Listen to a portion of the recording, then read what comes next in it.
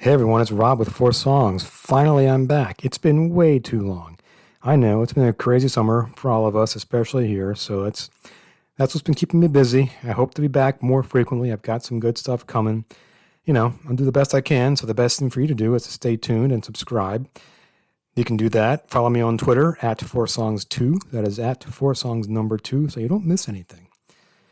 And by the way, this is my 50th podcast, which I just cannot believe. I've been doing this for 50 episodes in 2.5 years, and I never thought I'd get past 2 or 3 or 4, let alone 10, 15, and now we're at 50. That's crazy.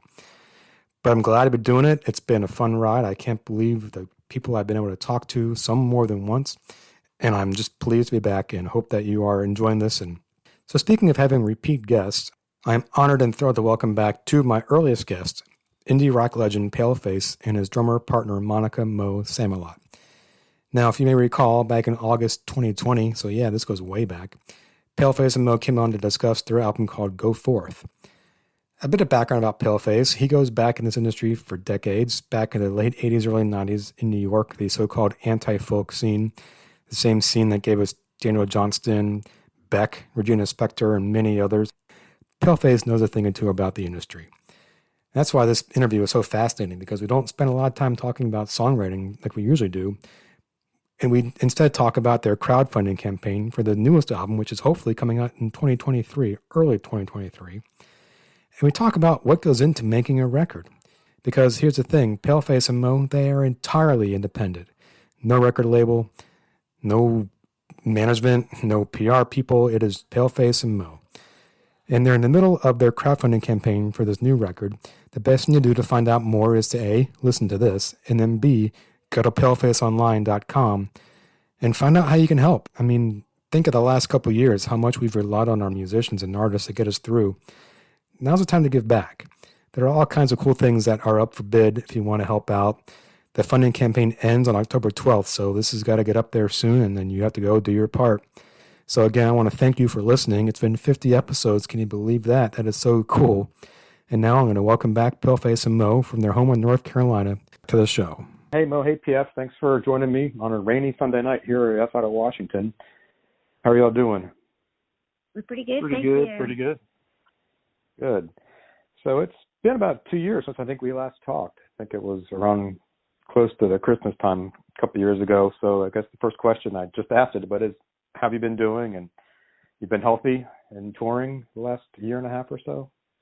We're trying to get back into it. Yeah, we're getting into it. We've been playing a few shows and festivals. So maybe not touring as heavily as we were in 2019, where we were like doing all year round, but we're definitely playing shows every weekend, and a lot of it has been in the Southeast, but we started doing some out-of-state shows, so that's cool. That would be my fantasy, to play all the time and have someone else drive and do all the other work, but it is what it is.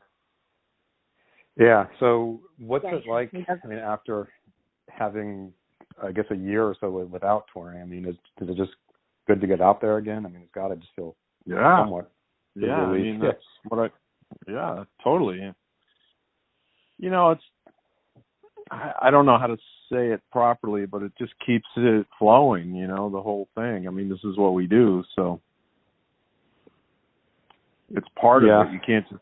You can't just leave it for like almost 2 years and then just pick it up right away, So it's just not going to be. It's not like that, It's like Eddie Murphy trying to do stand-up again. Forget it, Mm-hmm. Well, I know you did a lot of live streaming, and we did some of that. Yeah. I mean, we could have even done more of that, but it's not the same.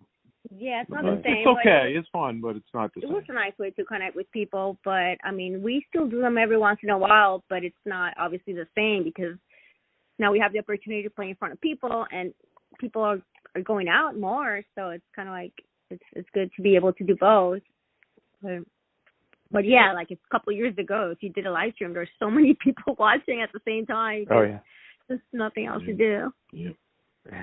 But we're here mainly to talk about your new crowdfunding campaign for the new record. But before we do that, though, I'm just wondering, COVID was just sort of like the latest hit, I think, on this industry. So I just wonder, it's not been easy even before COVID. So, I mean, can you talk a little bit about just what you're having to go through now just to keep things going? Like you say, PF, just the touring is so key, and now that's just coming back. But, I mean, the whole industry is turned on its head. I think it's just expectations. I mean, things, things are not great as the pie gets eaten and, taken by fewer and fewer people. It's, as musicians, we're not immune to that either. So that's just the sign of the age. But, we're still just making our art and playing in front of people. So, it's hard work, but that's what we want to do. So that's, Yeah. I mean, it feels good to play music and to see people like having a good time and just to be able to make that connection. So at least, it's like times are tough for everyone. The last couple of years have been hard on the world, and it feels good to see people having a good time and that you're helping that by playing fun music, Mm-hmm. Well, good. Well, we're looking forward to seeing you again up here. And speaking of art, you have a new record that we look forward to hearing as well. So can you talk a little about the new record and then about the crowdsourcing campaign? The new record, it's a little moodier just because I made it, the first record was touring and making music and even making music on the road because I brought my equipment with me. So I was making music in different spots. This record, just because of everything we've just said, it's a little more thoughtful, but it's better just because I learned more.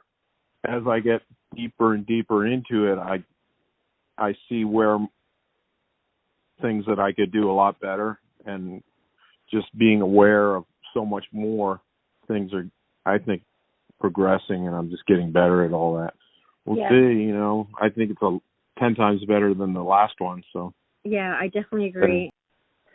And so speaking of the new record that you're crowdsourcing for, so what are some of can you tell us a little bit about what's available, how people can sign up to help, and what are some of, I guess, perks is not, I don't know if that's the right word, but some of the options that are available. Yeah, we're running a crowdfunding campaign through Indiegogo, which is a platform like Kickstarter, one of those. But we're offering you order a package, and we have vinyl CD. There's digital downloads. There's original art by Paleface.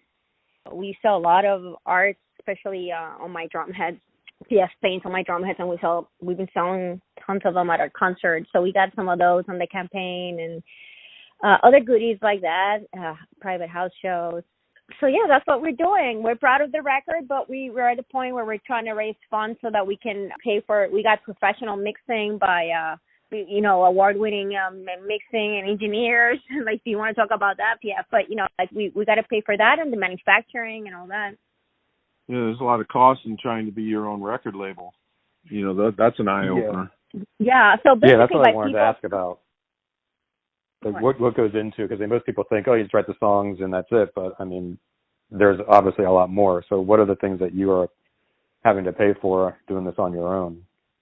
Well, once you make the music, then you have to mix it. And mixing is an art form, which I'm not really very good at. Yeah, you come up against it because, you want your music to sound good in the car. You want it to sound good in the house. You want it to sound good on headphones. You want it to sound good on computer, wherever it is. I don't know how to do it, and I want the music to sound good. So I asked around, and a friend recommended this guy, Jason Richmond, who was very good. I already had the contact with John Greenham to master it.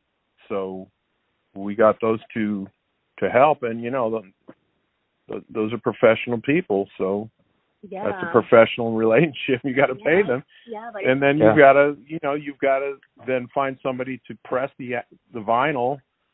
And, all the stuff that we're offering, we're offering more. We're getting, vinyl, we get T-shirts and all those other goodies. So basically by people pre-ordering now, since we're independent, we don't have a label to, invest. So by people pre-ordering, they're kind of investing in us because they're buying it before it's made, and then because they have the faith and the trust that we're going to deliver.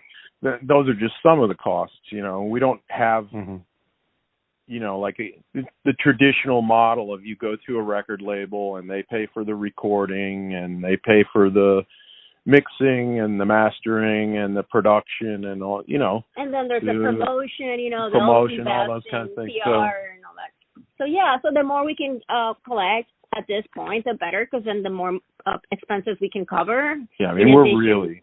Yeah. It's just the two of us, really. Yeah, we don't have anybody else, so we it's do real everything ourselves. So any bit of help really means the world to us. It adds up, and it's just it's greatly appreciated. So anyone that wants to check it out, you can go to our website, which is palefaceonline.com. And from there, you can check it out and go to the campaign and see all the goodies. And people that contribute, they're also automatically, by pre-ordering or donating or whatever you choose, you're automatically entered to a giveaway. We're giving away an original painting by PF and some Avett Brothers artwork. So, yeah. Well, it's an old poster. Yeah. It's an old poster from...